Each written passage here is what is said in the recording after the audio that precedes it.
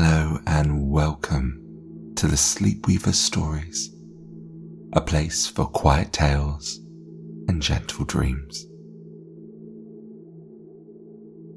Tonight we have two new soothing stories to help you drift off into a restful sleep. So, without further ado, let's settle in, take a deep breath, and let's begin. Hansel and Gretel by the Brothers Grimm. In a small cottage at the edge of a vast forest, a woman lived with her two children, Hansel and Gretel, and her husband, their stepfather, the woodsman. Times were hard, food was scarce, and with each passing day, greater hunger came. The woodcutter lay awake at night, worry weighing heavily upon him. "What will become of us?" he sighed. "We barely have enough to eat as it is." Their mother was gentle and kind, and all she could do was tremble as she sat beside him. "I know. Tomorrow we'll take the children deep into the forest," he said. "Light them a fire and leave them with what little bread we have. They will find their way home once we have enough food to feed them properly." His wife's eyes filled with sorrow.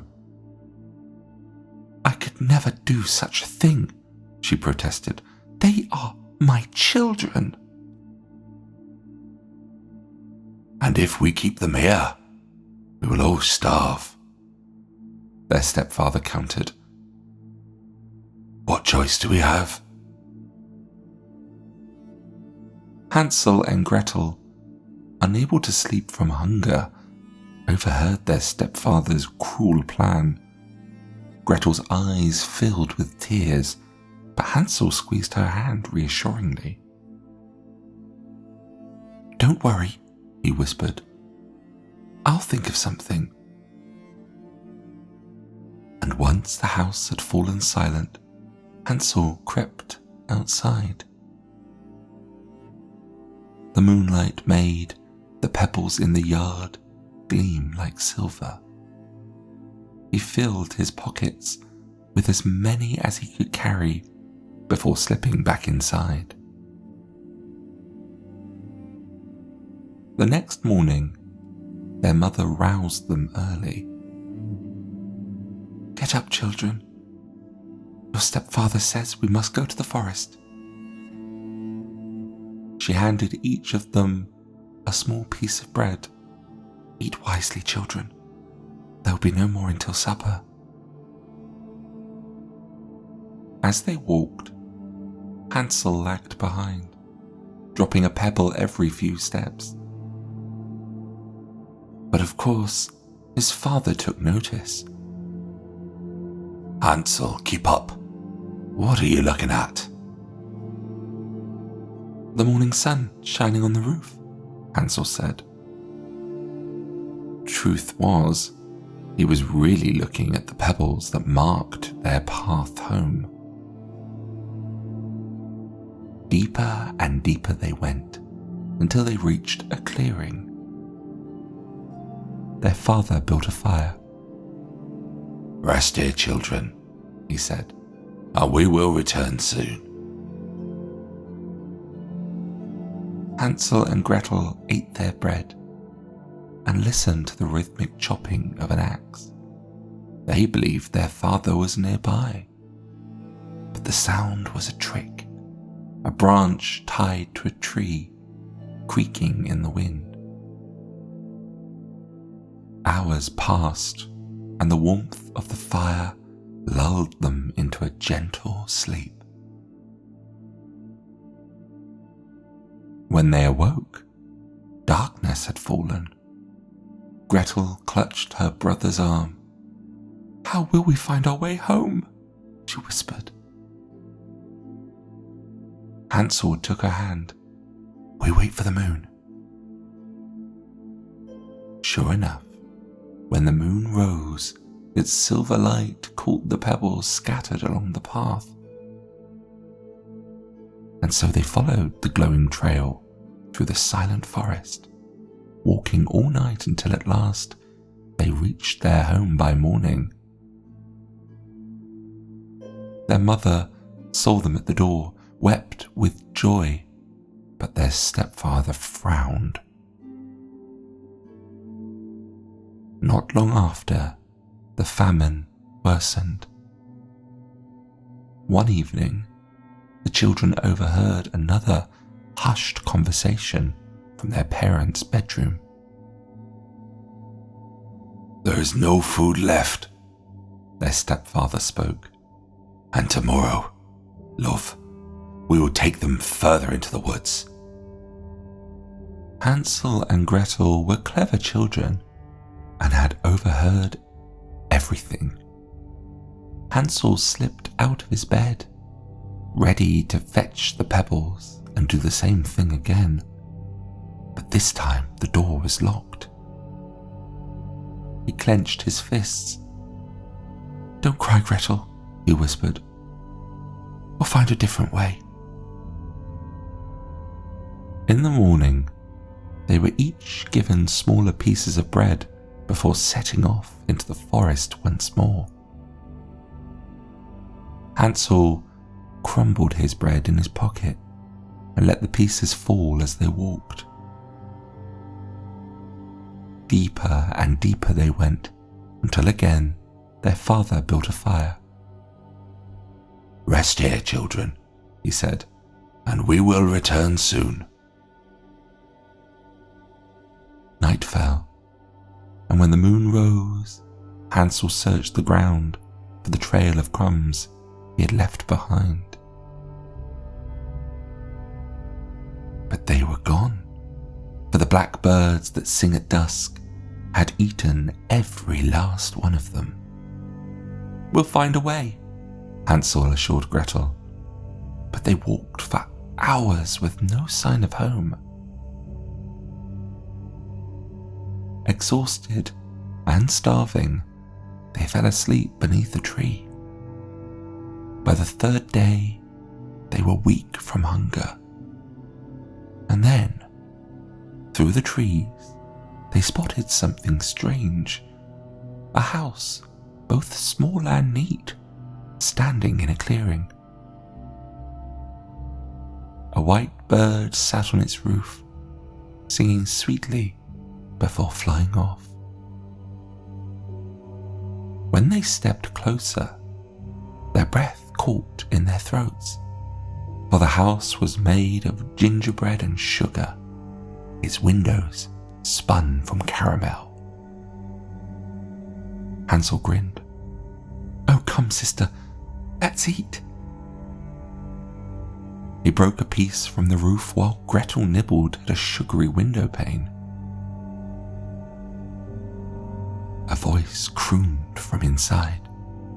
"Nibble, nibble, little mice, who is feasting on my house so nice?" Hansel and Gretel froze, for the door creaked open, revealing an old woman leaning on a cane. Her eyes, though clouded, gleamed with curiosity. "Oh, my dears," she said, "come in, or you must be so hungry." Cautiously, of course, they followed her inside, for they were hungry. They followed her to where a warm meal of milk, pancakes, apples and nuts awaited them. Their bellies full, they climbed into soft beds she had made for them and fell into a deep sleep. But the old woman was not as kind as she seemed, for she was a wicked witch, and her house was a trap for hungry, lost children. The next morning, she grabbed Hansel before he could wake and locked him in a cage. "You will grow fat," she cackled, "and when you are ready, I will feast upon you." Gretel sobbed. "Please, let him go." "Silence, child," the witch snapped at her. "You will cook for him, keep him well fed." Days passed, and Hansel, knowing she could not see well, tricked the witch. Instead of holding out his finger when she came to check if he had grown plump, he stuck out a thin chicken bone found upon the floor. Frustrated, the witch scowled. "Still so scrawny." One morning, her patience had run out. "Enough waiting. Gretel, light the oven. Tonight our feast." Tears began to stream down Gretel's face. But Gretel had had enough, and she feigned that she would obey. The witch leaned close and spoke into her ear. "Little girl, crawl into the oven and see if the fire is hot enough." Gretel hesitated. She knew what she was doing. I don't know how." She pointed to the oven, and the witch huffed. "Foolish girl, I'll do it, watch me." The witch bent to peer inside, and in that instant, Gretel shoved her forward, slamming the iron door shut behind her. The witch shrieked, pounding against the oven door from the inside, but Gretel held it fast, and the house filled with silence. With the witch gone, she ran to Hansel's cage and flung the door open. "We're free, little brother!" And Hansel leapt out, embracing her. "Let's go, before anything else happens." And before leaving, they searched the witch's house, found a chest filled with pearls and jewels and all manner of trinkets left by the children that came before. "These are better than pebbles," Hansel said, stuffing his pockets. Gretel filled her apron. Hand in hand they left the house and followed a winding path. Before long, the trees thinned, the air lightened, and they saw a familiar sight, their home. Their mother stood at the doorway, eyes searching the path with worry. The moment she saw them, she ran desperately to meet them, pulling them into the tightest embrace. "You're home! Oh, my dear children, you're home!" It turns out their stepfather was gone, banished by the mother, never to return for his wickedness. And the house was warm once more, filled with love and laughter. No longer did fear linger in the shadows. Never again would Hansel and Gretel be led astray. Gretel emptied her apron, and pearls spilled onto the floor. Hansel tossed handfuls of jewels and trinkets, laughing. They never knew hunger again, Hansel and Gretel and their kind and gentle mother. And though the forest remained dark and deep, Hansel and Gretel had learned the way through. And they were never afraid of it, ever again.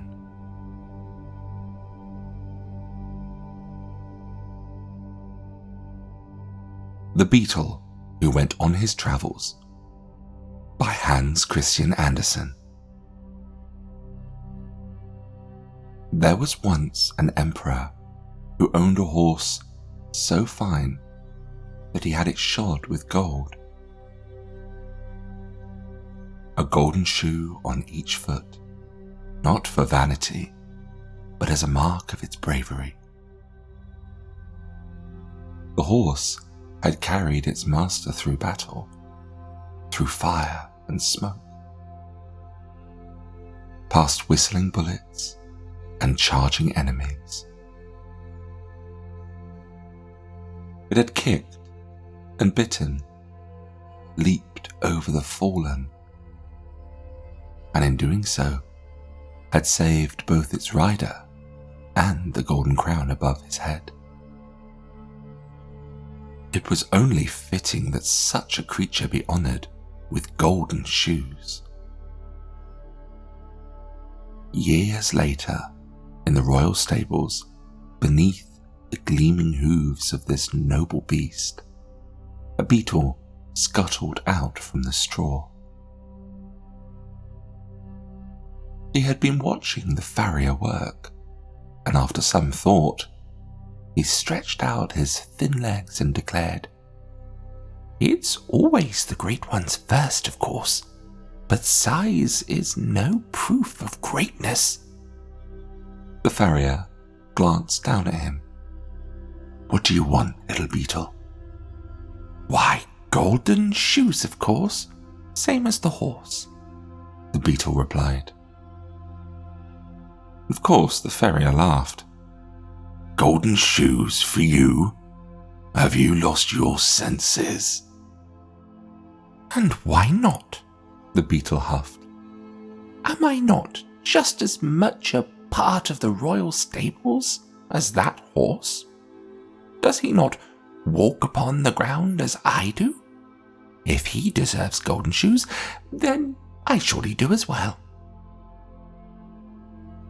The farrier snorted. "You don't understand the reason, do you?"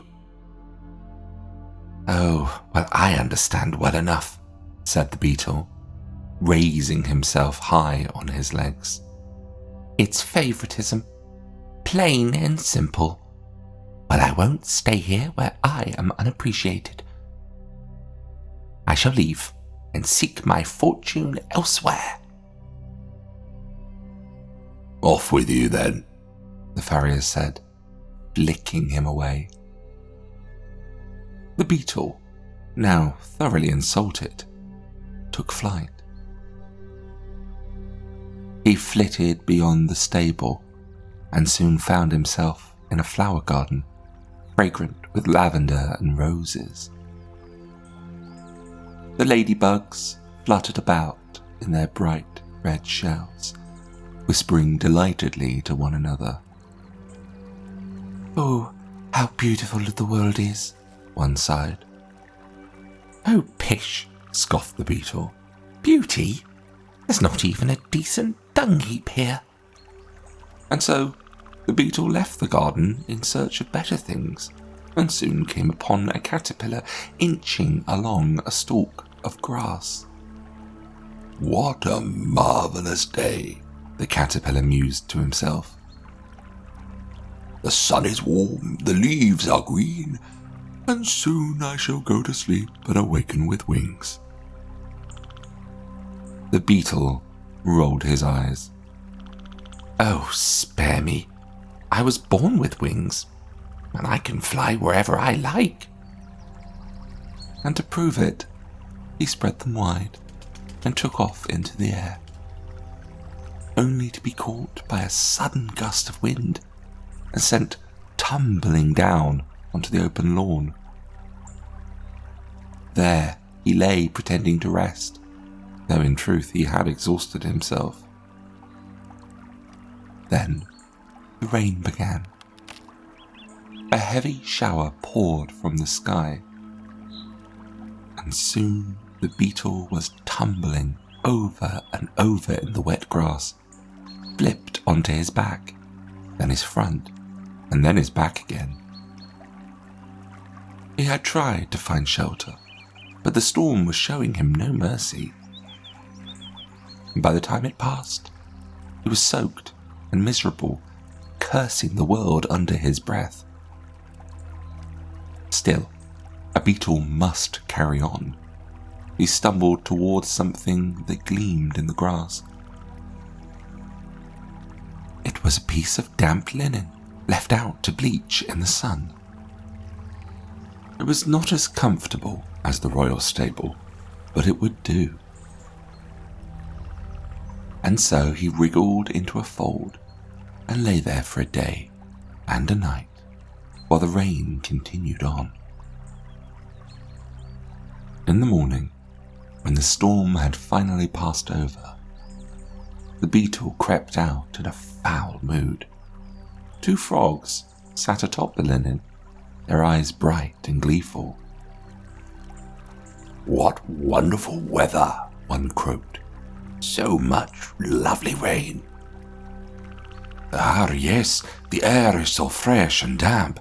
Nothing in the world could be better," the other agreed. "Oh, you must be mad," grumbled the beetle. "If you want the finest of climates, you must visit the royal stables. That's where I'm from. But tell me, is there no dung heap in this wretched place? Somewhere a creature of my rank might settle?" But the frogs only continued to chatter happily, so the beetle left in disgust. At last, he came upon a broken piece of pottery, beneath which a community of earwigs had taken shelter. Come in, the mothers of the earwig families called. "You must meet our little daughters, such clever children.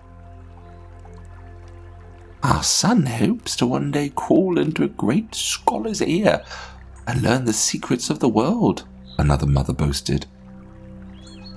"And ours is already exploring. He left the nest the moment he could crawl. A brave adventurer just like you, Beetle," said another.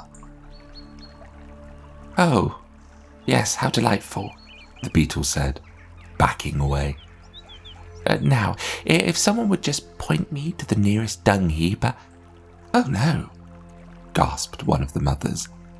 "The dung heap is beyond the ditch, far out in the world, much too dangerous."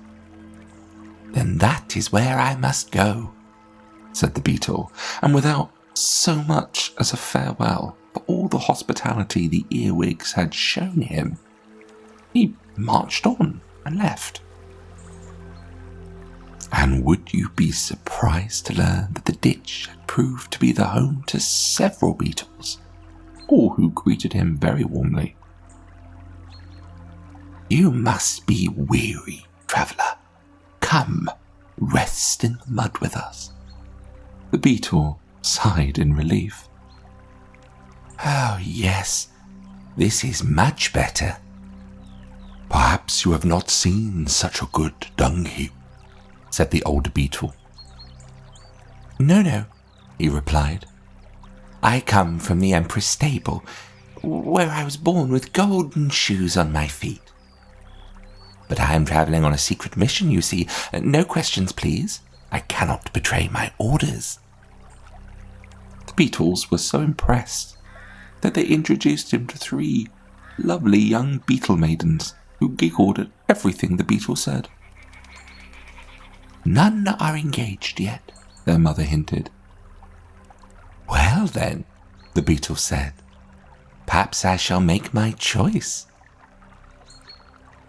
And so the beetle was married. For 2 days life was grand. But on the 3rd, he realized he had responsibilities. "I've been tricked," he thought. "If I've been taken in, I shall take my leave." And with that, just like that, he scurried away, leaving his wife and all of his responsibilities behind. The beetle continued his journey, facing many trials. A scholar, nearly captured him for study. The gardener's boy tied him to a toy boat and set him adrift.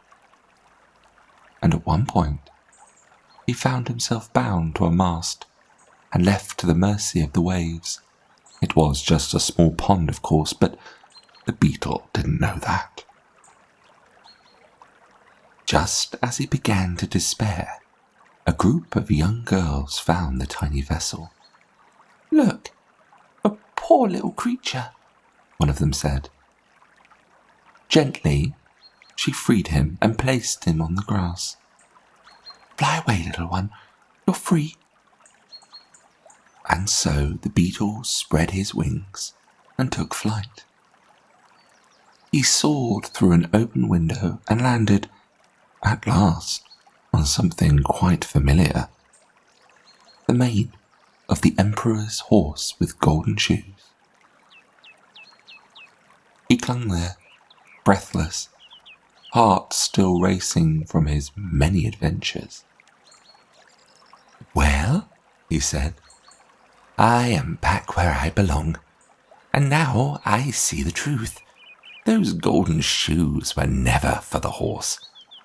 They were always meant for me." And with that, he nestled into the straw, quite pleased with himself.